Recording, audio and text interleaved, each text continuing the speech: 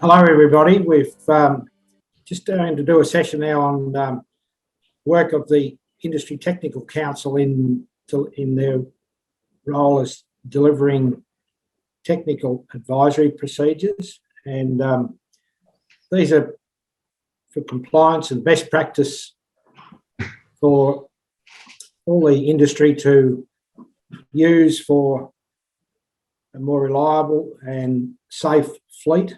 And they're developed by our members, and it's a very good mix of industry experts, very technical, and a mix with the practical on-road people every day. And the combination of those two have led to some very good development of a number of taps, which they are on the ATA website, and from basic ones like turntables and issues there, wheel ends, tyre maintenance. There's drawbar safety and best practice there. Each of those, that's a few examples of a number of the taps that over years we have developed.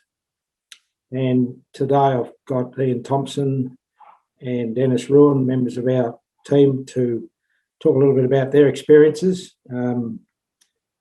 So I'll just probably introduce those. Dennis is the Vice Chair of ITC. How are you, Dennis? Okay, Kel. And just talk a little bit about your place in the industry, please. Group GM of AJM Transport here in Newcastle. So I've got a fleet of over 200 on the road. And mate, been in the game about 25 years now. Was lucky enough in 2020 to win the Craig Roseneder Technical Award. Very good, very good. Thanks, Dennis. So, Ian, you've been with ITC a good number of years. I have for a good few years, Kel. So, I'm the engineering manager at BPW Transpec, and have been here for close to 15 years. And prior to that, been in the trail industry from a manufacturing side of things for about another 10 years. So, experience from the supplier's point of view and manufacturing point of view. Ian, you've been on a number of working groups, I believe. Taps over time.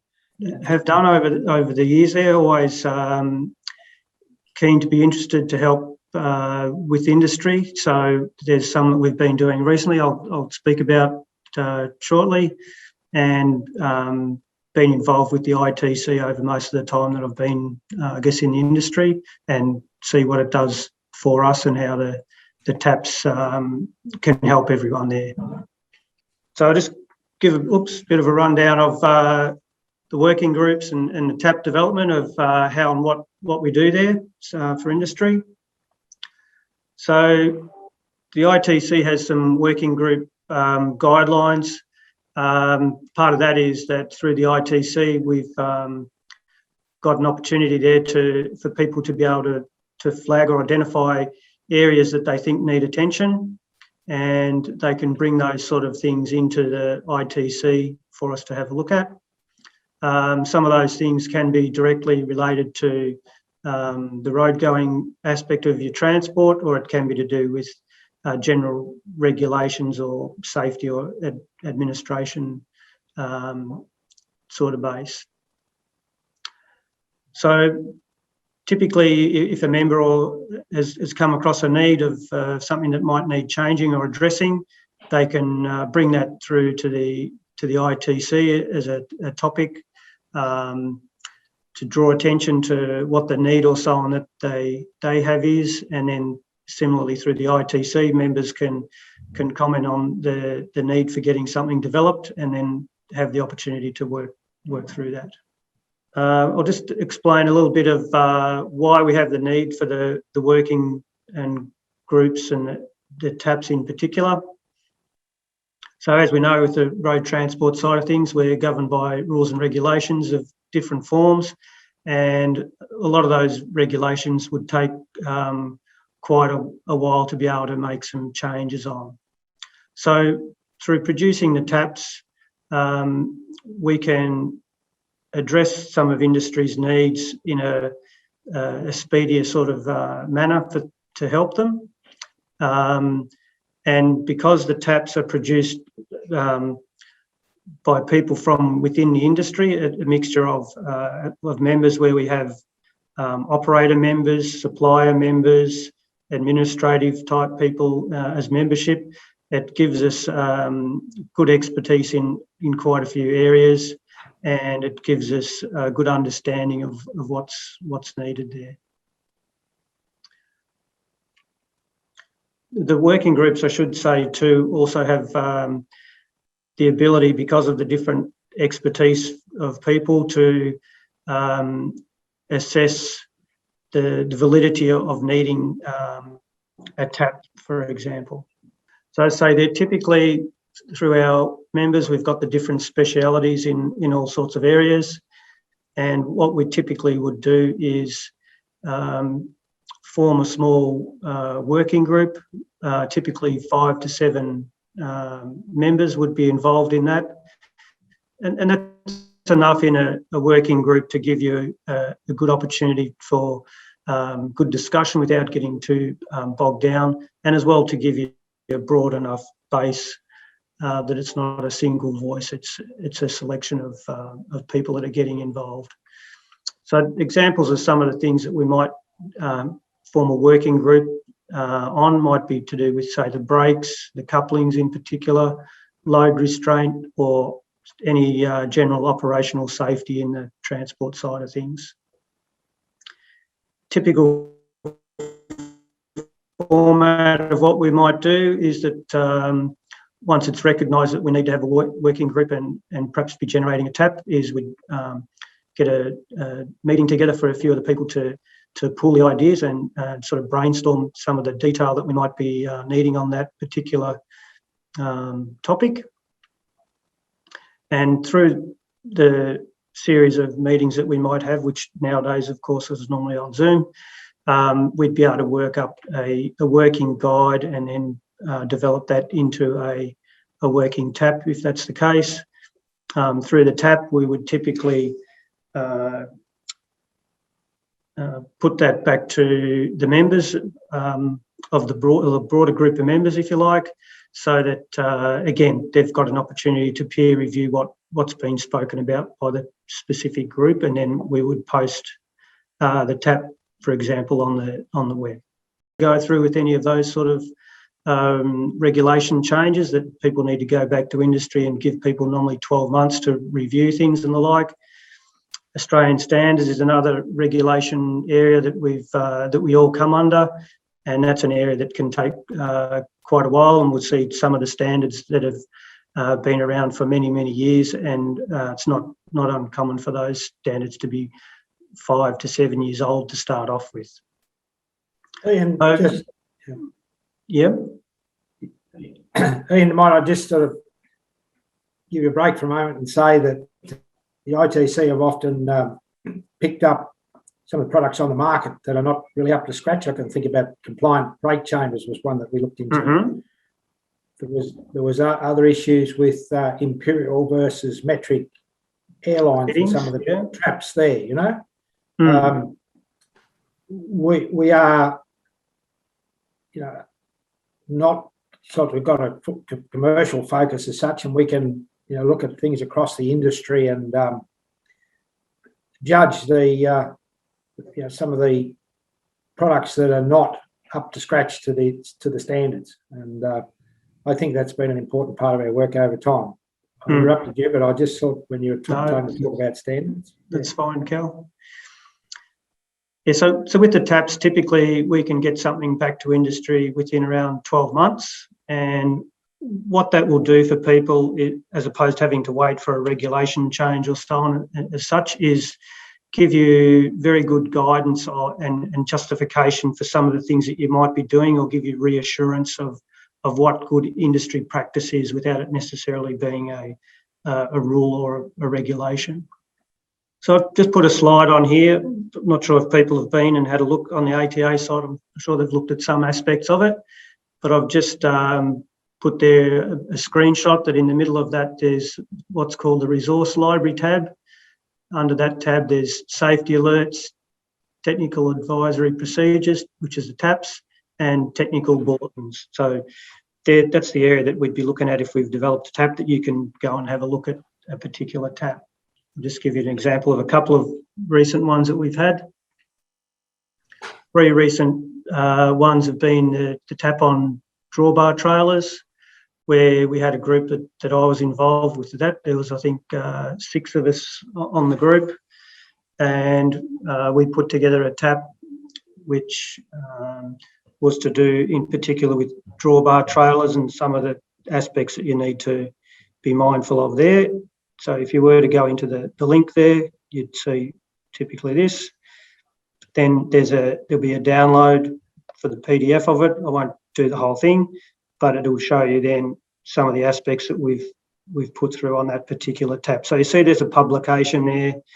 It's got quite a bit of detail about things that you need to be mindful of when we're doing drawbar trailers, for example. So similarly, there's other tabs there. There's another one on fifth wheel couplings, about something that's pretty important for the guys, of course, coupling and uncoupling of semi-trailers. There's quite a few things in the market in terms of, or quite a bit of information about, but this is a very good guide on the things that you need to be mindful of, which was developed through ATA ITC for coupling up of your semi-trailers. And the final one isn't a TAP, but there's a project that's been ongoing, which is the ITC Converter Dolly project, which I'm pretty sure Kel and Dennis have been involved with, I think even with the trialling and so on of the dolly itself. And this is an example where through the ATA and the ITC, a Converter Dolly project was initiated to manufacture a dolly that was actually then able to be sent out into industry to be used and assessed by them. And that's an ongoing thing. And at the moment, there's been some actual testing, instrumentation testing of that particular rigid drawbar dolly versus a hinged drawbar dolly. And again, that's something that ATA ITC has done through the working groups. And there's a session in particular on that on the Tuesday through TMC on that particular project itself. I'll probably just reminder there that again through the ITC it means that we're able to draw on a pool of people to help put these advisories and the TAPs together, and because everyone's got a common interest to improve, whether it be safety, productivity, general operation, that it helps to improve things for all. I'll leave it back to you then, Kel. Very, very good insight into the work that goes into putting these TAPs together. They're certainly of a high standard. The right people are on the working groups, and a great resource for industry, as you pointed out. Dennis, would you like to add to the presentation with ITC and their TAPs, please? Okay. So yeah, just recapping, I'm Dennis Roohan, currently based in Newcastle, here at AJM Transport. Currently serve as the ITC Vice Chair and chair the Productivity Working Group. And as I said, in 2020 was lucky enough to be awarded the Craig Rosenherder Award for Technical Maintenance Excellence. So the working groups come about in early of 2020, where we broke off into certain groups. And the idea of these working groups was obviously, the technical issues that are brought to the ITC for discussion can then get allocated to separate groups that particular topic aligns with. And then so we come up with the productivity safety, and general working groups. Once an issue is allocated to the chair of that working group, we tend to then have, as Ian has explained, have a smaller committee underneath that and share the workload from there to come up with the resolution that we require.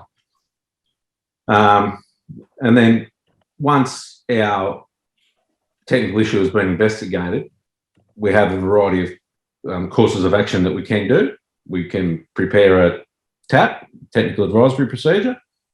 We can draft a safety alert for release, develop a technical bulletin, and then we can seek the ATA Council support for advocacy and further clarification, and likewise work with the ATA Media and Communications team to provide education to the industry as required.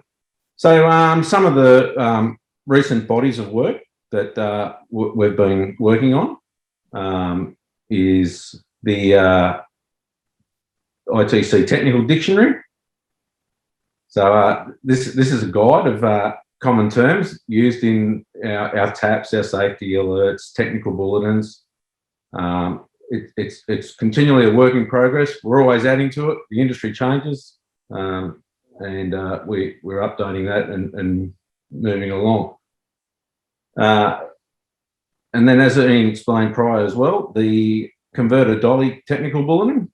After the project was completed there, we've been able to come up with this bulletin, and this is now a document that gives every operator in Australia or the world to effectively see exactly how we did it, what we used, and it allows them to build it to those specific requirements that we built the ITC Converter Dolly to. And then likewise, so recent TAPs, as Ian also had there, we've been able to do a couple there for trailer drawbars, fifth wheels, and once again, it has given the operators and industry clear and consistent advice. We've been able to eliminate hazards and manage risks with these TAPs. They're well detailed, easy to use. We use them in our business daily. The fifth wheel one has got some brilliant information for coupling and uncoupling. And yeah, that's what I've got today. Thanks, Dennis. Probably should say, Kel, too, actually, if you want to get on board and you're quite interested in all this stuff, then join the ITC. It's quite easy. There's a place there on the website, or get in contact with Bob, Kel, or myself, and get on board. The more the merrier. That's right, Dennis. The discussion around the ITC table is always very interesting, no matter which part of the industry you're involved in, and typically we meet in around the country at some quite interesting premises, and over time, we've had some very good visits to the likes of Kenworth, Caterpillar, this 3M company.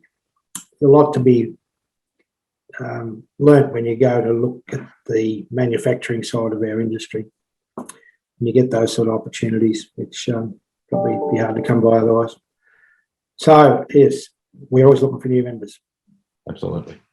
One of the things that we have through the working groups through the ITC ATA is that by having the smaller groups, it gives it breaks things down into manageable tasks for people, so it's not too much of a burden on people to get involved, as Dennis has mentioned there, to encourage people to get involved with doing it. By the time we get 5 or 6 people on a working group, everyone puts in their contribution. It all adds up to give us a good overall picture of what's involved and what's needed there. So it's an important part of it, and particular topics might be of interest to members more than others, and it gives you the opportunity, if you've got an area of expertise in that particular area, that you can be involved with that particular TAP or working group. And if it's not something of much interest or you don't have as much expertise in, there'll be others in the groups that can pick up on that side of things.